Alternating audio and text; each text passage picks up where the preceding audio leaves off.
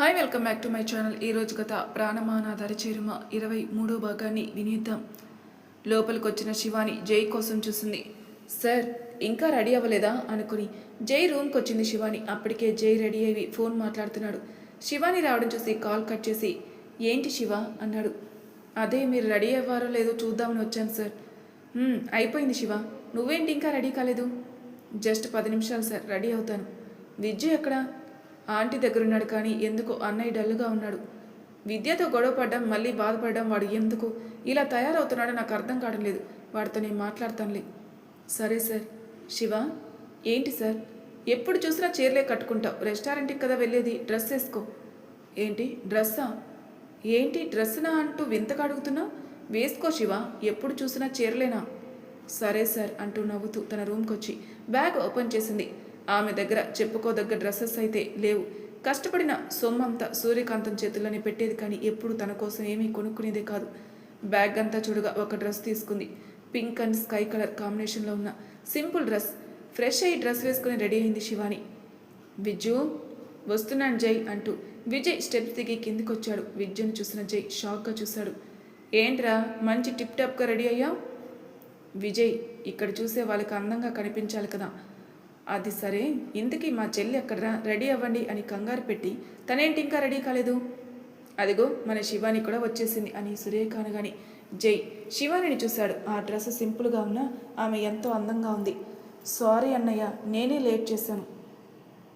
లేదమ్మా, ఇప్పుడే అందరం రెడీ అయ్యాం, సరే వెళ్దామా అని విజయ్ అనగానే జై శివానిని చూసి శివ ఏంటి సార్ ఇలారా? ఏంటి సార్ అంటూ ఏమర్థం కాకుండా ముందుకొచ్చింది. ఏదో మిస్ అయింది శివ. ఏంటి సార్?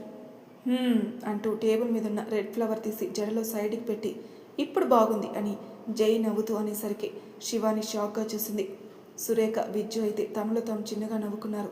పదండి వెళ్దాం అని విజయ్ అనగానే ముగ్గురు రెస్టారెంట్కి వెళ్ళారు. రెస్టారెంట్ బయట అటు ఇటు నడుస్తూ ఆలోచిస్తుంది రమ్య.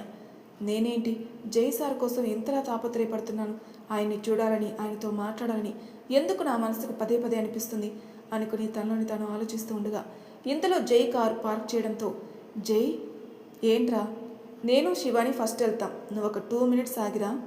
ఎందుకురా? అబ్బా చెప్పింది చేయరా. కారు దిగిన శివాని అన్నయ్య వెళ్దామా? శివ మీరు వెళ్ళండి, నేను ఆఫీస్ కాల్ మాట్లాడొస్తాను. సరే సార్ అన్నయ్య పద అని విజయ్ శివాని రెస్టారెంట్కి వచ్చారు. రమ్య అక్క వచ్చారా? హాయ్ విజయ్ గారు అంటూ విజయ్ని విష్ చేసి వెనక్కి చూసింది. ఆమె చూపు అంతా జై కోసమే అని ఇట్టే పసిగట్టేశాడు విజయ్. ఏంటి రమ్య వెనక్కి చూస్తున్నావు, ఇంకా ఎవరైనా రావాలా? లేదక్క, మామూలుగానే చూశాను, అక్కడ ఒక కారు బాగుంది కదా, అది చూస్తున్నాను అంటూ మేనేజ్ చేసింది రమ్య. అక్క జై సార్ రాలేదా? శివాని ఏదో చెప్పబోతుంటే విజయ్ వెంటనే సార్ రాలేదమ్మా. అవునా, ఎందుకు? అది మీటింగ్ ఉండి రాలేదులే అంటూ బాధగా. పోనీ మీటింగ్ అయ్యాకైనా సార్ వస్తానన్నారా? తెలియదు రమ్య అని విజయ్ అనగానే శివాని నవ్వుతూ చూసింది. సార్ కూడా పార్టీకి వస్తే బాగుండేది. ఏం చేస్తాం రమ్య, నీ పార్టీకి వచ్చే అదృష్టం మా జైకి లేదులే అని విజయ్ అనగానే అప్పటి వరకు సంతోషంగా ఉన్న రమ్య ముఖం ఒక్కసారిగా బాధ కావడం విజయ్ చూపుని దాటిపోలేదు. స్టైల్గా నడిచి వస్తున్న జైని చూసి ఏదో ఆలోచిస్తున్న రమ్య జై రావడం చూసి షాక్గా చూసింది. సార్ వచ్చారా? అవును వచ్చారు, అన్నయ్య రాలేదని నీతో అబద్ధం చెప్పారు. ఏంటి విజయ్ గారు ఇలాంటి విషయాల్లో జోక్ చేస్తారా? సరదాగా జోక్ చేశాను రమ్య. హాయ్ సార్ అంటూ పరుగున జై దగ్గరకు వచ్చింది. హాయ్ రమ్య. రండి సార్, మీకోసమే వెయిటింగ్. పద లోపలికి వెళ్దాం అని నలుగురు లోపలికి వెళ్ళారు. విజయ్ మాత్రం బయటకు వచ్చి చుట్టూ చూశాడు. ప్లేస్ ఇదే చెప్పింది, కానీ ఎందుకు ఇంకా రాలేదు అనుకుని లోపలికి వెళ్ళాడు. ఫుడ్ ఆర్డర్ ఇచ్చి నలుగురు కబుర్లు చెప్పుకున్నారు. కాసేపటికి ఫుడ్ రావడంతో రమ్య తనే సర్వ్ చేస్తానని వెయిటర్ని పంపించేసి పైకి లేచి ఫుడ్ ప్లేట్ తీసుకోబోతుంటే రమ్య ఏంటి సార్? శివాని వడ్డిస్తుంది, నువ్వు కూర్చో. పర్లేదు సార్. లేదు రమ్య, నువ్వు కూర్చొని మాతో కలిసి భోజనం చెయ్యి అని జై అనగానే రమ్య తెగ మురిసిపోయింది. శివాని నవ్వుతూ పైకి లేచి ముగ్గురికి ఫుడ్ సర్వ్ చేసింది. చాలు శివ, ఎక్కువ పెట్టుకు తినలేను. పర్లేదు సార్, కొంచెమే కదా అంటూ కొసరి వడ్డించి తను కూర్చుంది. ఎందుకో జై శివానితో అంత క్లోజ్గా మాట్లాడడం రమ్యకి నచ్చలేదు. అక్క నువ్వు భోజనం చెయ్యి, సార్కి ఏమైనా కావాలంటే నేను వడ్డిస్తాను. సరే అని శివాని అనగానే విజయ్ రమ్యని అబ్జర్వ్ చేస్తూ భోజనం చేస్తాడు. తింటున్న శివానికి ఒక్కసారిగా పొలమారడంతో జై కంగారుగా శివాని తలపై చిన్నగా తడుతూ అరే శివ, స్లోగా తిను, ఎందుకంత కంగారు, మెల్లిగా అంటూ ఆమె తలనిమిరి వాటర్ పట్టించాడు. రమ్య కళ్ళల్లోనే కాదు మనసులో కూడా శివాని మీద కొంచెం ఈర్ష్య వచ్చిందని చెప్పాలి. కోపంగా చేతిలో ఉన్న స్పూన్ గట్టిగా పట్టుకుని టేబుల్ మీద పెట్టి, సార్ మీరు కూర్చోండి, అక్కకేం కాదు, నేను చూసుకుంటాను అంది. పర్లేదు రమ్య, నేను బాగానే ఉన్నాను అని నవ్వుతూ నలుగురు భోజనం చేశారు. కానీ రమ్య ముఖం కలివిడిగా లేదు. జై మాటి మాటికి శివానిని చూడ్డం, కావాలని ఇది వేసుకో అది వేసుకో అంటూ శివానిని ప్రేమగా అడగడం అన్నీ చూస్తుంది రమ్య. ఆమె ముఖంలో కోపం చూసిన విజయ్ ఆలోచిస్తూ బయటికి చూశాడు. విద్య రావడం చూసి, జై ఏంటి విజ్జు, నాకు బయట కొంచెం పని ఉంది, నువ్వు శివాని ఇంటికి వెళ్ళండి, నేను పని పూర్తవగానే వచ్చేస్తాను. సరే రమ్య, ఇంక మేము వెళ్తాం, ఇప్పటికే ఆలస్యమైంది. సరే సార్, గుడ్ నైట్, బాయ్ అక్క. బాయ్, జాగ్రత్తగా ఇంటికెళ్ళు. సరే అక్క అని రమ్య అక్కడి నుంచి వెళ్ళింది. అన్నయ్య బయటికి ఈ టైంలో ఎందుకు సార్? విద్య వచ్చింది. ఏంటి? అవును, కానీ బయట పనుందని ఎందుకు అబద్ధం చెప్పాడు? వాడు ఏం చేసినా ఒక అర్థం ఉంటుందిలే శివ, పద ఇంటికి వెళ్దాం. సరే సార్. కార్ పార్క్ చేసిన విద్య విద్య కోసం చుట్టూ చూస్తుంది. ఇంతలో వెనక నుంచి విజయ్ ఆమె చేతిని పట్టుకుని కారులో పడేసి కార్ స్టార్ట్ చేసి వేగంగా సిటీకి దూరంగా పోనిచ్చాడు. అతను చేసిన పనికి విద్య షాక్లో లేదు కానీ మౌనంగా విండో బయటికి చూసింది. కాసేపటికి ఒక చోట ఆపి విద్యను చూశాడు. దిగుతావా లేదంటే నేనే దింపాలా? అవసరం లేదు అంటూ కార్ దిగింది విద్య. విజయ్ కార్ బ్యానెట్పై కూర్చొని, ఏంటి నాకు ఫోన్ చేసి కలవాలన్నా? మా అన్నయ్య వచ్చాడు. ఏంటి అని షాక్గా అడిగాడు విజయ్. అవును. మీ అన్నయ్య ఇక్కడికి ఎందుకు వచ్చాడు? నిన్ను చంపడానికి. హో, అందుకేనా నాకు ఫోన్ చేసి కలవాలన్నావు? మీ అన్నయ్య నన్ను చంపుతాడని భయపడుతున్నావా? అంటూ బాధగా చూసింది. ఏంటి, చూపులతోనే నన్ను మాయ చేయాలని చూస్తున్నావా? నువ్వు నా గురించి ఎన్నైనా అనుకో, నేనేం బాధపడను, కానీ ఒక్కటి, నువ్వు జాగ్రత్తగా ఉండు విజయ్. విద్య మాటలకి విజ్జు గట్టిగా నవ్వుతూ, ఎవరిని జాగ్రత్తగా ఉండమంటున్నావే అంటూ కోపంగా కారు దిగి విద్యని మీదకి లాక్కున్నాడు. ఏడుస్తూ ఒక్కసారిగా విజయ్ని హత్తుకుంది. నీకు దండం పెడతాన్రా, నీ పదునైన మాటలకి నా గుండె నిజంగానే పగిలిపోతుంది. ప్లీజ్ తిట్టే బదులు చంపే, అంతేకాని నీ సూటిపోటి మాటలతో నన్ను బాధ పెట్టకు. నేను మారానని చెప్పినా నువ్వు వినవు. కానీ మార్నింగ్ అన్నయ్య వచ్చి నిన్ను చంపేస్తానని వార్నింగ్ ఇచ్చాడు. నీకేమన్నా అయితే నేను తట్టుకోలేను విజయ్. నువ్వు నా మాటలు నమ్మకపోయినా పర్వాలేదు, కానీ జాగ్రత్తగా ఉండు అని విద్య అనగానే విజయ్ ఒక్కసారిగా ఆమె జుట్టు పట్టుకుని ఆమె కళ్ళలోకి చూస్తూ, నేను జాగ్రత్తగా కాదు, చెప్పు మీ అన్నయ్యకి నాతో జాగ్రత్తగా ఉండమని. విజయ్, వాడు ఎప్పుడు లేనిది ఇండియా ఎందుకు వచ్చాడే? నాకేం తెలుసు, నంగనాచలా మాట్లాడుకు, చెప్పు. నీకు తెలియకుండా ఉండదు, వాడు అసలు ఏం పని మీద ఇక్కడికి వచ్చాడు? నిజంగానే నాకు తెలియదంటే నమ్మవేంటి? కోపంగానే అరిచింది విద్య. ఏంటి, కోపం వస్తుందా? మరి రాదా? చెప్పిన మాట ఎందుకు వినవు? మా అన్నయ్య నేను చంపేస్తానని బెదిరించేసరికి నీకు ఏం తెలుసురా, నాకెంత భయం వేసిందో అంటూ కోపంగా విజయ్ షర్ట్ కాలర్ పట్టుకుంది. అప్పుడు మోసం చేశాను, కానీ ఇప్పుడు నువ్వు వద్దన్నా, తిట్టినా, కొట్టినా, కోపడినా నా మనసు నువ్వే కావాలని అనిపిస్తుంది. ఏం చేయను, మీ పగలకి పంతాలకి నేను కదా నలిగిపోతున్నాను అంటూ విద్య చెప్తుంటే విజయ్ కోపంగానే చూశాడు. విద్య, ఏంటి, నువ్వు నన్ను ప్రేమిస్తున్నావా? ఎంత చెప్పినా కూడా నువ్వు ఇలా అడుగుతున్నావంటే నిన్ను ఏమనాలి? సూటిగా అడుగుతాను, నిజం చెప్పు, నీకు నేను కావాలా? విజయ్, మీ అన్నయ్యకి భయపడే కదా నువ్వు నా దగ్గరకు వచ్చావు. ఇప్పుడు నువ్వు నా దగ్గరికి వచ్చావని మీ అన్నయ్యకి తెలుసా? తెలియకుండా ఏముండదు. అయితే నేను చెప్పింది చేస్తావా? ఏంటి? నాకు నువ్వు కావాలి, ఇప్పుడే మనం పెళ్లి చేసుకుందాం, ఏమంటావు? విజయ్ మాటలకి షాక్గా చూసింది విద్య. ఏంటి ఏంటి నువ్వు మాట్లాడేది? కోపంగా అడిగింది విద్య. నువ్వు నన్ను ప్రేమిస్తున్నావు కదా, మరి పెళ్లి చేసుకోవడానికి ఏంటి ప్రాబ్లం? ప్రేమించారని పెళ్లి చేసుకోవాలి, అంతేనా? ఎస్, అంతే అని విజయ్ పొగరుగా అనేసరికి విద్య చాచిపెట్టి విజయ్ చెంపపై ఒక్కటిచ్చింది. ఊహించని చర్యకి విజయ్ షాక్ అవ్వలేదు, కానీ చెంపపై చేయి వేసుకుని నవ్వుతూ విద్యని చూశాడు. మా అన్నయ్య ఎక్కడైతే నిన్ను ఏదైనా చేస్తానని భయం వేసి నీ దగ్గరకు వచ్చాను. ఎందుకో తెలుసా? నువ్వు జాగ్రత్త పడతావని కాదు, నా వెనక పడకుండా ఉంటావని. కానీ ప్రేమించాను కదా, పిచ్చి మనసు. అన్నయ్య హెచ్చరించిన మనసు వద్దని చెప్తున్నాను, ఈ వెనకే పడుతున్నాను. మీరు ఎలా కొట్టుకుని చేస్తే నాకెందుకు?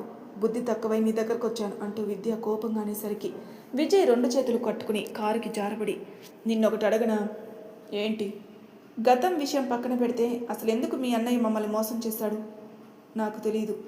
నీకేం తెలియకుండా ఉండదు, నిజం చెప్పు. మాతో కలిసి ఉండి నవ్వుతూ ఉండి ఒక్కసారిగా మమ్మల్ని నిండా మునిగాక ముంచారు కదా, అంటే దాని అర్థం ఏంటి? మీ అన్నయ్య చెప్పినట్టు నాతో లవ్ డ్రామా ఆడావు కదా, ఎప్పుడు నువ్వు అడగలేదా అన్నయ్య ఎందుకు జై ఫ్యామిలీని అలా చేశారని? సూటిగా అడిగిన విజయ్ మాటలకి విద్య ఆలోచనలో పడింది. మీ అన్నయ్య మీద కోపం, నువ్వు నన్ను మోసం చేశావన్న బాధ తట్టుకోలేనే నీ మీద విరుచుకుపడుతున్నాను. కానీ ఇకపై నా నుంచి నీకు ఎటువంటి ఇబ్బంది ఉండదు. అందుకే అడుగుతున్నాను, చెప్పు విద్య, ఎందుకు మీ అన్నయ్య ఇలా చేశాడు? తెలిస్తే నేను ఎందుకు చెప్పను? పోనీ తెలుసుకొని చెప్తావా? విజయ్ ఒక్కసారిగా విద్య చేతులు పట్టుకుని, నాకు కారణం కావాలి, నీకు నచ్చితేనే ఈ విషయంలో సపోర్ట్ చేయి, లేదంటే నీ ఇష్టం.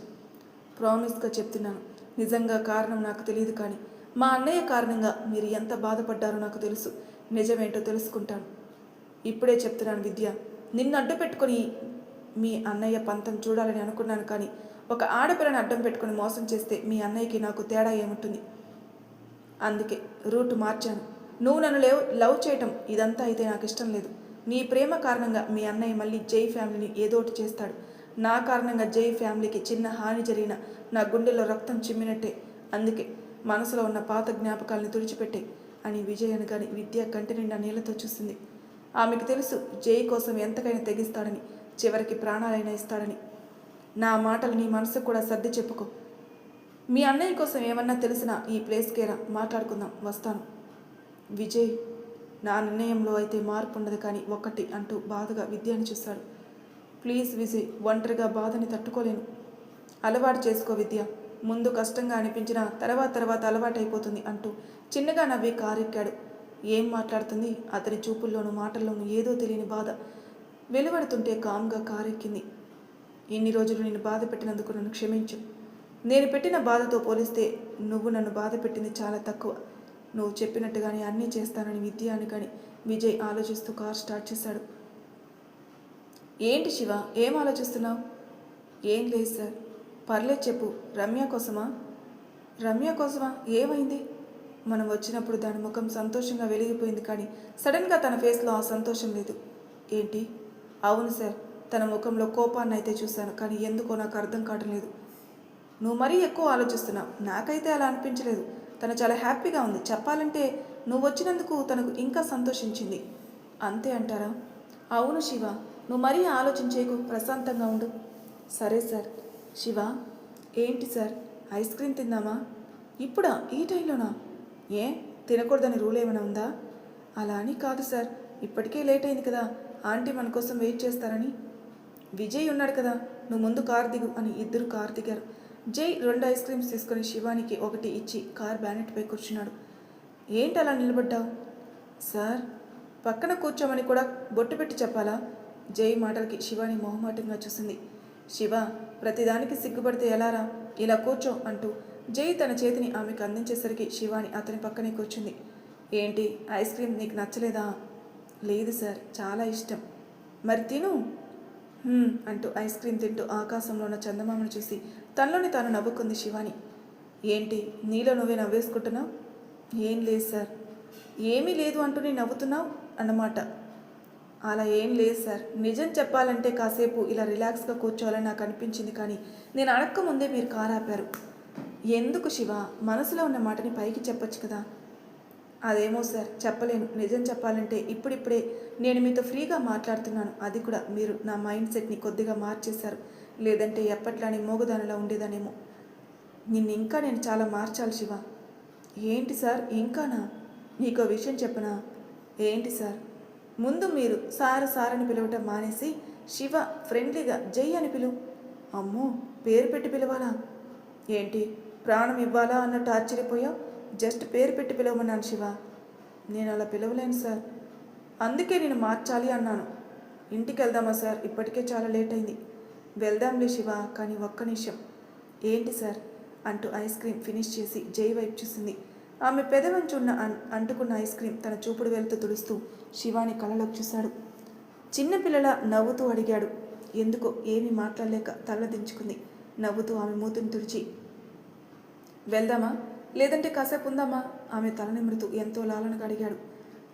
కాసేపు ఉందాం సార్ అంటూ కారుపై అలా ఊరికి శివానిని చూశాడు. ఎందుకో ఎక్కలేని కంగారు వచ్చింది శివానికి. ఆ టైంలో అతని పక్కన ఎవరూ లేరు.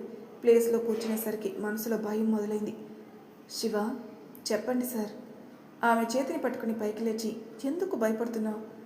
లేదు సార్, నేను బాగానే ఉన్నాను. అది నాకు తెలుస్తుంది అంటూ ఆమె భుజం చుట్టూ చెయ్యేసి దగ్గరికి లాక్కుని, నేను పక్కనున్నంత వరకు నీకు భయం అనేది ఉండదు, అర్థమైందా? ఆమె మౌనంగా ఉంది. జై, నీకు ఫ్రెండ్ ఒక్కటే కాదు, నీ ధైర్యం, నీ బలం కూడా. నేను పక్కనుంటే నీకు ధైర్యం ఉండాలి, కానీ భయం కాదు శివ, అర్థమైందా? అతని మాటలకి ఆశ్చర్యంగా చూస్తుంది శివాని. నా కళ్ళలోకి చూసి చెప్పు, భయంగా ఉందా?